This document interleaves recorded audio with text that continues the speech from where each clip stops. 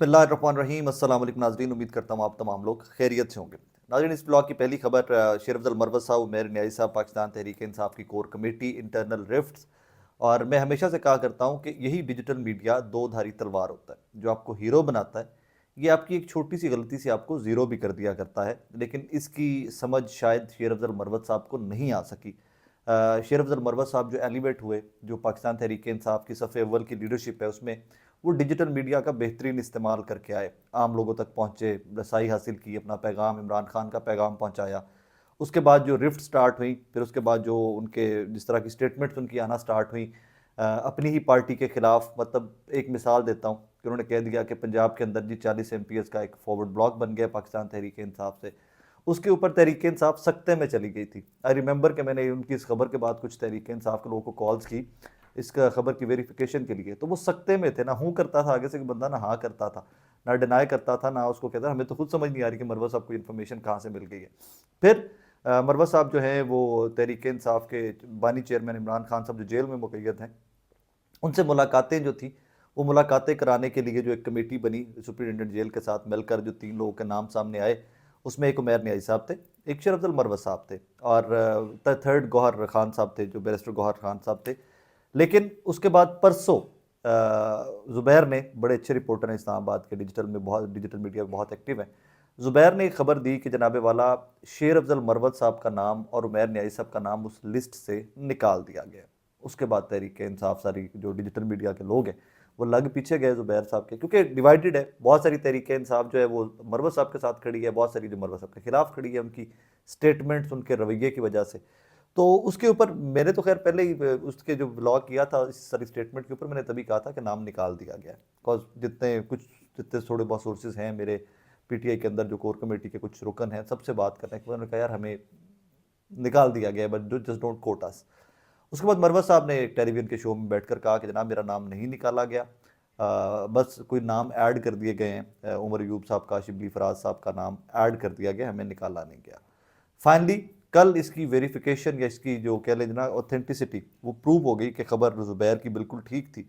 और वो आई जनाब उमर अयूब साहब की जानिब से खबर आई कि उमर अयूब साहब अपनी वो किसी अपनी PTI की किसी वीडियो चैट या वो कोई इस तरह का मामला था, उसमें गुफ्तगू कर रहे थे। तो उसके अंदर उन्होंने वेरीफाई किया कि जी 4 नाम हैं जो दिए हैं उन्होंने इमरान खान साहब ने। और वो 4 नाम कौन कौन से थे? शिबली फराज साहब थे, उमर अयूब साहब थे, इंतज़ार पंजोता साहब थे, और सेनेटर अली ज़फ़र था साहब थे, ये जो नए फोकल पर्सन मुकर्रर किए गए थे।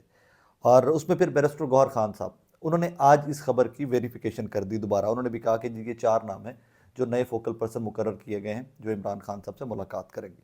इसका बैकग्राउंड मैं मल्टीपल टाइम्स बताता आया हूँ लोगों को, तनकीद का निशाना भी बनाया गया मुझे, इसके ऊपर गालियाँ भी दी गई मुझे, लेकिन ठीक है, मेरा काम खबर देना है। और उसके बाद कोई उस खबर को किस तरह रिसीव करता है या कैसे खबर को वो लेता है, वो आप लोगों के ऊपर होता है। इसका एक बैकग्राउंड है। पाकिस्तान तहरीक इंसाफ के पॉलिटिकल विंग, पॉलिटिकल लोगों को ये शिद्दत से एहसास होना स्टार्ट हो गया हुआ था 8 फरवरी से पहले, इलेक्शन से पहले इवन, कि उनको इग्नोर करके वो कला ने पार्टी को टेक ओवर कर लिया हुआ है। और यही वजह थी कि बहुत क्रिटिसाइज़ किया जाता था, एक खुल खुला के वो जंग लगी हुई थी एक डिजिटल मीडिया के ऊपर, और उसमें डिवीज़न नज़र आ रही थी। I hope and I pray कि ये डिवीज़न ख़त्म हो जाए, क्योंकि ये तहरीक इंसाफ के लिए बहुत ख़तरनाक होगी। शेर अफजल मरवत साहब जो हैं, उन्होंने एक इंदिया दिया हुआ है, कल की तारीख उन्होंने दी हुई है कि 5 तारीख को वो एक बॉम्ब फोड़ने जा रहे हैं। क्या फोड़ने जा रहे हैं? कि 5 तारीख को वो मरवतों की एक अपने कबीले की उन्होंने फोर्स तैयार की है, ट्विटर के लिए और फेसबुक के लिए और व्हाट्सएप के लिए, कि जो मरवत साहब को गाली देगा, जो मरवत साहब के ऊपर तनकीद करेगा, मरवत साहब की जो फोर्स है उनको हैंडल करेगी, उनको टैकल करेगी। इसके ऊपर भी मेरी इन्फॉर्मेशन है कि इमरान खान साहब ने सख्त नापसंदीदगी का इजहार किया कि ये क्या पैरेलल फोर्स तुम खड़ी कर रहे हो, PTI के लोगों के खिलाफ ही तुम एक नई फोर्स खड़ी कर रहे हो। लेकिन अभी तक की इत्तलात ये है कि मरवत साहब अपनी उस फोर्स के ऊपर या अपने उस मिशन के ऊपर डटे हुए हैं, और वो कहते हैं कि जी कल हमने ये मरवत फोर्स या शेर अफजल मरवत साहब की डिजिटल मीडिया की टीम जो है ये उन्होंने लॉन्च कर देनी है। उसके ऊपर उनका स्टांस बड़ा क्लियर है। वो कहते हैं कि तहरीक इंसाफ के अंदर काउंसलर से लेकर मिनिस्टर तक सब ने अपनी अपनी बनाई हुई है डिजिटल मीडिया फोर्स या डिजिटल मीडिया की टीम्स, तो मैं बना लूँ तो इसके अंदर क्या एतराज़ है? कुछ लोग इसकी मिसाल दे रहे हैं जहांगीर खान तरीन साहब से और अलीम खान साहब से, कि उन्होंने भी बनाई थी फोर्स और वो भी पार्टी के अंदर दरार डालने की कोशिश करते थे, तो उनको क्या हासिल हुआ? तो वो कंपैरिजन शेर अब्दुल मरवत साहब से कर रहे हैं। लेकिन लेटेस्ट डेवलपमेंट ये है कि शेर अफजल मरवत साहब is out of that context. Marwat साहब को उस कहानी से अलग हो गया। मरवत साहब उस टीम का, कोऑर्डिनेशन की जो टीम थी इमरान खान साहब की, उसका हिस्सा अब नहीं है। सेकेंडली, मरवत साहब ने रिसेंटली एक पॉडकास्ट में फरमाया कि उनको पब्लिक अकाउंट्स कमेटी से फारिग करवाने के लिए उनकी अपनी ही पार्टी एक्टिव है, अपनी ही पार्टी बहुत मुतहर्रिक है कि वो नहीं चाहते कि शेर Afzal Marwat public accounts committee के चेयरमैन बने। लिहाजा वो अपने उनकी पार्टी के अंदर से बहुत मुखालफत की जा रही है कि किसी और को बना दिया जाएगा, और उसके लिए नूर आलम खान का नाम सामने आ गया एंड एवरीथिंग। तो वो कहते हैं कि मैंने अपने ज़राए से कंफर्म किया है, स्पीकर साहब से मेरी बात हुई है, तो स्पीकर साहब ने कहा जी कि ऐसा कोई मामला नहीं है, तो हमने तो नहीं कहा कि तुम नहीं बन सकते एंड एवरीथिंग। तो अगेन वो अपनी ही पार्टी के ऊपर हार्ड हिटिंग कर रहे हैं। अब इसका ऊँट किस करवट बैठेगा, मुझे लगता है ये डिसाइसिव मोमेंट्स आ जाएंगे कुछ दिनों तक के तय कर लिया जाएगा कि जनाब किसकी क्या डोमेन है और कौन किस हद तक खेल सकता है पॉलिटिकली पार्टी के अंदर, और पार्टी के नैरेटिव, इमरान खान के नैरेटिव को कौन किस हद तक आगे लेके चल सकता है। ये बहुत जल्दी क्लैरिटी आ जाएगी इन सारी चीज़ों के अंदर। मुझे नहीं लगता कि ये कोई महीनों की बात है, ये हफ्तों की बात रह गई है, एंड वेरी सून आप देखेंगे कि इसमें क्लैरिटी आ जाएगी। एक और ख़बर, इन दो खबरों को आपने मिला के ज़रा समझने की कोशिश करनी है। कल मैंने पिछला जो ब्लॉग है अगर आपने देखा हो तो उसके अंदर मैंने मेंशन किया कि सदर जरदारी और आर्मी चीफ की मुलाकात के अंदर एक मखसूस जमात को कहा गया कि जी ये इदारों को और इदारों के सरबराहान को टारगेट करते हैं। ये कल की खबर है और बहुत बड़ी खबर थी, दब गई, इसको उस हद तक नहीं मिल सकी हाइप, लेकिन ये कल की खबर थी। इसी खबर को आगे लेकर चलिए आप, तो एक अली खान साहब है, डॉन के रिपोर्टर हैं, अली अकबर साहब, ब्यूरो चीफ हैं डॉन पेशावर के। उन्होंने खबर दी जनाब कि रात के अंधेरे में खैबर पख्तूनख्वा के वज़ीर आला और उनकी पूरी काबीना कोर कमांडर हाउस पेशावर जाती है और वहाँ पर इनका इजलास होता है। अब इन दोनों खबरों को मिलाकर देखिए। एक तरफ तहरीक इंसाफ जो है उसके ऊपर यह है कि ये मज़ामत की सियासत नहीं कर रहे। तहरीक इंसाफ के ऊपर बहुत प्रेशर है, अपने वर्कर का बहुत प्रेशर है कि हमने मारे खाई, हमने जेलें काटी और तुम लोग कॉम्प्रोमाइज़ करके बैठ गए हो और तुम लोग मफाहमत की सियासत करना चाहते हो, हालांकि वक्त मज़ामत की सियासत का है। मज़ामत की सियासत के बगैर इमरान खान साहब को बाहर नहीं लाया जा सकता, ब्ला ब्ला ब्ला ब्ला। एट द सेम टाइम इस तनकीद के अंदर बहुत सारे लोग हैं जो टीयर 1 की लीडरशिप है, वो अली मोहम्मद खान साहब हो जाएं, वो बहुत सारे इस तरह के लोग हैं जो इस टाइम पे टारगेट हैं कि आप मफाहमत की बात करते हैं, आप मज़ामत की बात नहीं कर रहे। वो लोग सारे एक साइड पे हैं। और फिर कहा यह जाता है कि अली अमीन गंडापुर साहब को चीफ मिनिस्टर के पी के इसलिए बनाया गया था कि ये मज़ाहमत की सियासत का इस्तारा थे। अली अमीन गंडापुर साहब का लाइफ स्टाइल, पार्टी के अंदर जो जिस किस्म की उनकी रिकग्निशन है, गार्ड्स ही गार्ड्स हर टाइम के ऊपर, बड़ी खुल खुला के दबंग किस्म की स्टेटमेंट्स एंड एवरीथिंग।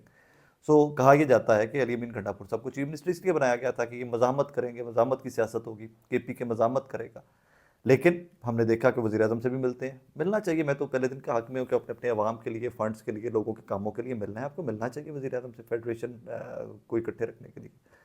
अब इस खबर के बाद एक नई बहस का आगाज़ हो गया कि आप एक तरफ तो एंटी इस्टेब्लिशमेंट सियासत करते हो, एक तरफ तो अपने वर्कर को ये पैगाम है कि जब एंटी इस्टेब्लिशमेंट सियासत कर रहे हैं, दूसरा आप कोर कमांडर के घर में जाकर ब्रीफिंग्स ले रहे हो, आप कोर कमांडर हाउस जाते हो। तो इसके ऊपर वजाहत आई है। अजहर मशवानी साहब तहरीक इंसाफ के सोशल मीडिया की हेड एंड लीड है, वो कहते हैं कि जनाब खैबर पख्तूनख्वा की काबीना को सूबे खुसूसन अफगानिस्तान से मुल्हिका इलाके, साबिका फाटा वगैरह के हवाले से सिक्योरिटी ब्रीफिंग दी गई थी। ये मीटिंग छुप के या रात के अंधेरे में नहीं हुई। माजी के बरक्स सूबे की सिक्योरिटी पॉलिसी सूबाई काबीना की मंजूरी से बननी चाहिए। मैंने इसके ऊपर मीना खान साहब जिस शो में मेहमान थे डॉन के ब्यूरो चीफ के साथ, उनसे रब्ता करने की कोशिश की, मेरा रब्ता नहीं हो सका। लेकिन ये खबर कंफर्म है, ये तो खबर पीटीए ने खुद कंफर्म कर दी कि उनकी पूरी काबीना चीफ मिनिस्टर समेत कोर कमांडर हाउस गई थी और वहाँ पर ब्रीफिंग ली गई थी। अब ये पाकिस्तान तहरीक इंसाफ के वर्कर को डिसाइड करना है, ये उनका काम है कि उनकी जमात कैसी सियासत कर रही है। मुझे ज़ाती तौर के ऊपर ये लगता है कि कोई भी ऐसी चीज़ जो आपके सूबे के, आपके लोगों के मफाद में है, हक में है, आपकी सियासी जमात के मफाद में है, उससे इनकार नहीं किया जाना चाहिए। अगर ये सिक्योरिटी सूरत हाल के ऊपर ब्रीफिंग थी तो ये चीफ मिनिस्टर हाउस में भी ली जा सकती थी, ये गवर्नर हाउस में भी ली जा सकती थी, और अगर ये कोर कमांडर हाउस में ले ली गई है तो भी कोई इसमें बुराई नहीं है। ये इस इधर से आप वो कोई नतीजा नहीं अखज़ कर सकते कि पाकिस्तान तहरीक इंसाफ की पॉलिटिक्स का रुख क्या है, कि वो एंटी इस्टेब्लिशमेंट है या प्रो इस्टेब्लिशमेंट है। लेकिन एक चीज़ ज़रूर है, और उसकी मिसाल मुस्लिम लीग नून जो निशान इबरत बनी हुई है इस टाइम के ऊपर, वो आप तमाम लोगों को याद रखना चाहिए और इसके ऊपर अब हम सबको कायल हो जाना चाहिए। पहले इसमें मेरे भी कुछ वो कहते हैं ना कि लेवरेज होता था सोच के अंदर, लेकिन अब हम तमाम लोगों को इसके ऊपर मुत्तफिक हो जाना चाहिए कि बदकिस्मती की बात है पाकिस्तान के अंदर सियासत एंटी इस्टेब्लिशमेंट है। सिर्फ नवाज शरीफ साहब एंटी इस्टेब्लिशमेंट थे, वोट को इज्जत दो का नारा लगाया तो पाकिस्तान के अवाम उनके साथ खड़े हुए थे। इमरान खान ने एंटी स्टैब्लिशमेंट का नारा लगाया तो पूरा पाकिस्तान उनके साथ खड़ा हुआ। ये बात मैं बार बार कर रहा हूँ, काफ़ी दिनों से कर रहा हूँ, काफ़ी महीनों से कर रहा हूँ कि इस्टेब्लिशमेंट को अब सोचना चाहिए कि ये तमाम लोग एंटी इस्टेब्लिशमेंट क्यों खड़े हो गए हैं, कौन सी गलतियाँ कोताहियाँ ऐसी होगी, कौन से ऐसे लीडर हम परवान चढ़ा बैठे हैं कि जिनकी वजह से लोग एंटी इस्टेब्लिशमेंट वोट करते हैं। तो ये थॉट प्रोवोकिंग प्रोसेस और थॉट प्रोवोकिंग टाइम्स हैं, एलिमेंट्स हैं, इनके ऊपर ज़रूर इनको एड्रेस किया जाना चाहिए। अपना बहुत सारा ख्याल रखिएगा, दुआ में याद रखिएगा। अल्लाह हाफ़िज़।